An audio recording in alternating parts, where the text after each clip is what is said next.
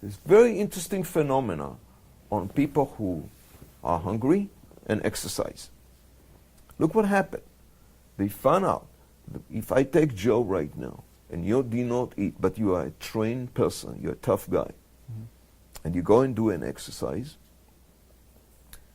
you will break protein. But interestingly enough, the body has a preservation mechanism that protects your active muscle from wasting itself. In fact, you're going to break other tissues, not the active muscle. Basically, we can design ourselves, but we need the combination of under-eating, hunger, and exercise together. Most people today do not know hunger. They don't know what it does. But there's another element. As we get older, our tissues becoming older. The muscle fiber, the skin, the whole body.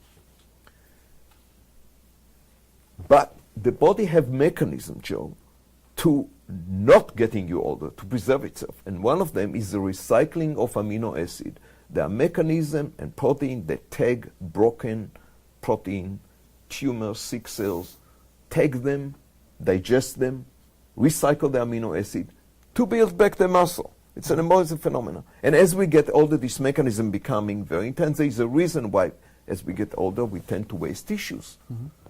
Partly, in my opinion, is the body logically start to scavenge to find all the sick cell and tissue and destroy them. And when that happens, time of lack of food, time of hunger and lack of food, this cleansing mechanism, this recycling of unwanted protein in the body is happening massively.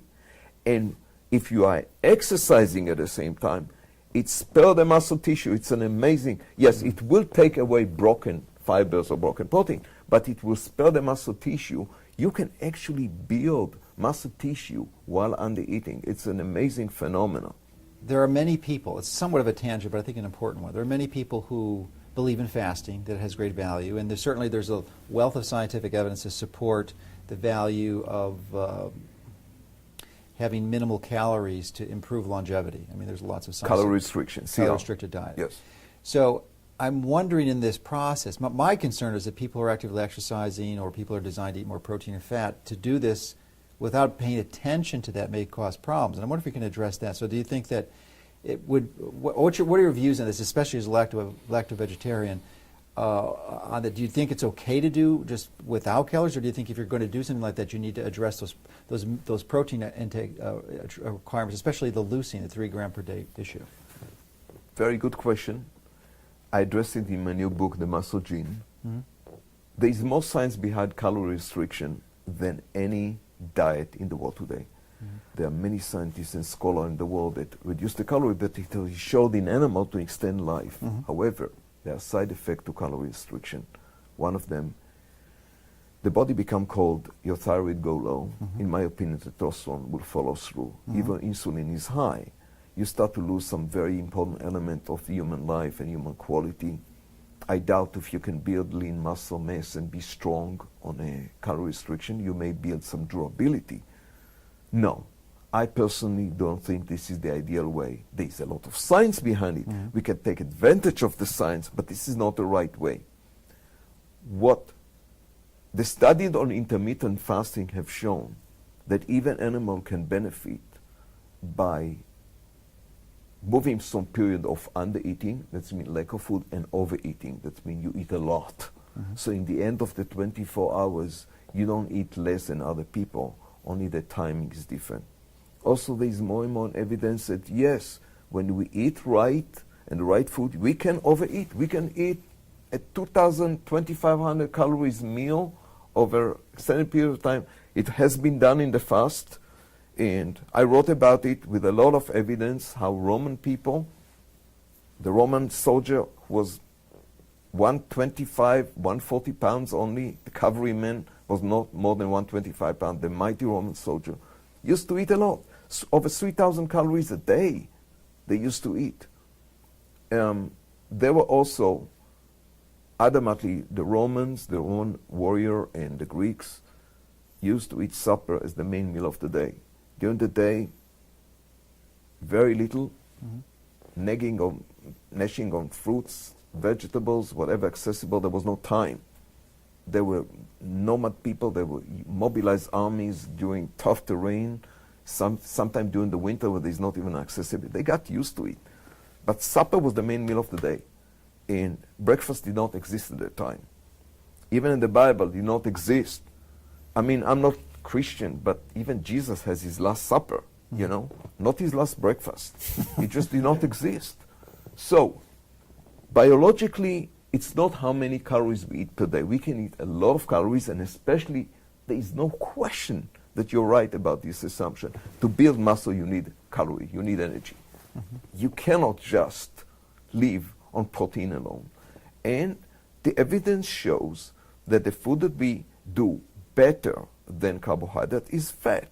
In my opinion, yes, during the 70s and 80s, there's a lot of bash that high-fat diet caused cancer. Wrong. There was not evidence. In fact, other research, other scholars say that protein can cause pressure on the kidney, and high-protein diet can cause kidney insufficiency. Wrong.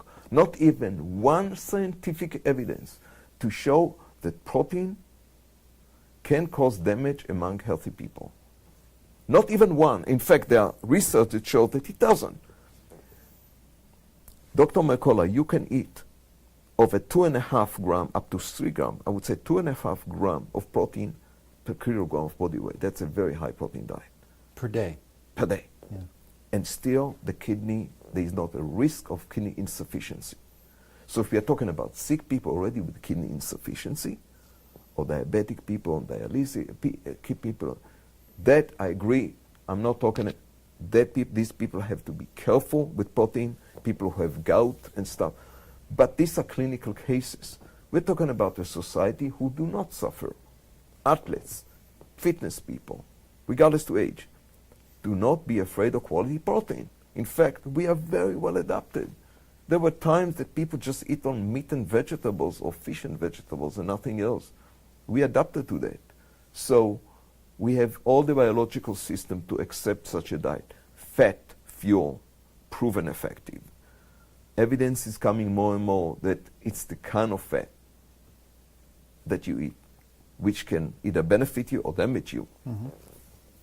So all processed vegetable oil, all of them, beside olive oil, are adverse. The omega-6, the high omega-6, have shown on animal and human to cause serious down effect. First of all, that stimulate the female hormone estrogen. That's the last thing that we want in male and female. Over-estrogenic activity is bad. We know that omega-6 does stimulate. It does stimulate cancer.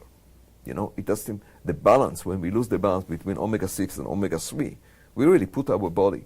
So it's not just putting omega-3 in the body, it's avoiding the high omega-6. And much of the omega-6 that we eat in processed foods is damaged. Because it's an essential, not essential fat, but it has double bonds and it can go rancid. It's polyunsaturated, and there's a big argument where we do well in polyunsaturated fat as a fuel. We don't.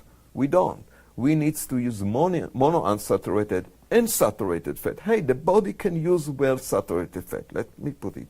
If you eat butter, if you eat milk fat, if you even, you know, I'm not for that, even if you eat meat fat or lard, you can utilize. In fact, they are pretty much resilient to damage, relatively more. It's better to cook with butter, you know, than cooking with canola oil. They can resist.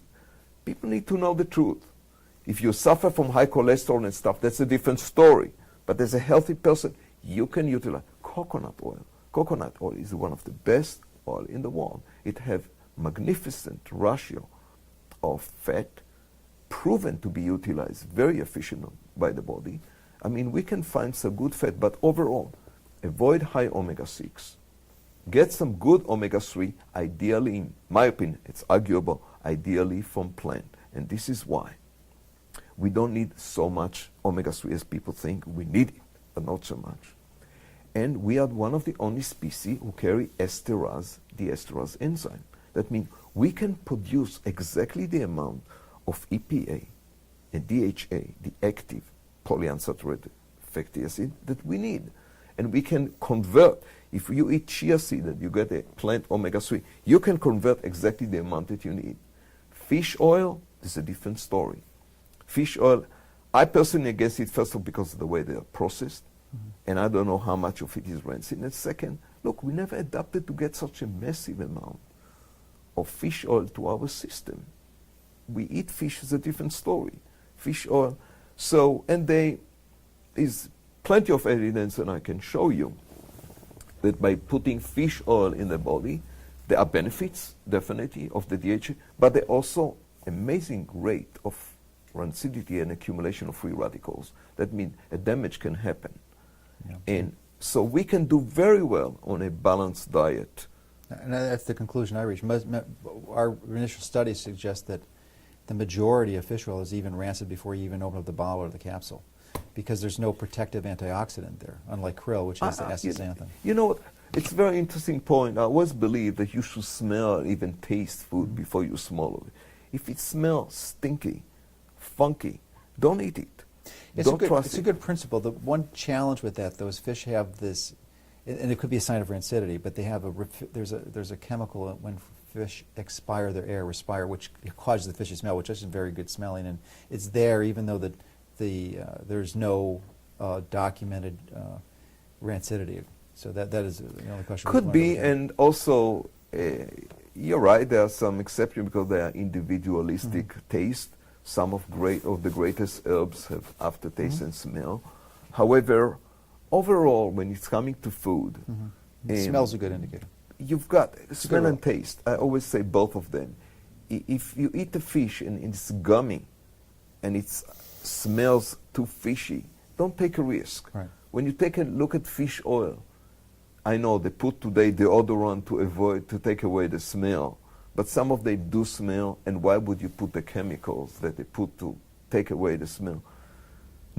It's a huge industry, not a good idea in my opinion. Now, omega-3 oil are very, very important here because omega-3 oil activate all these prostaglandins, which are anti-inflammatory. So talking about injury, it's a must. If you have a good source of omega-3 oil from food or any kind of food-based source, it is a good idea to increase the consumption if you have an injury, and especially people who exercise. We really need to be careful with the amount of antioxidant and the omega-3 that we consume. We can't allow ourselves to be deficient. I think a study that was published about 10 years ago showed that the first thing that the muscle loses is actually omega-3. Omega-3 is being lost very fast. So that should be part of the diet. But the most important thing is what I said before, good protein source. Good protein source and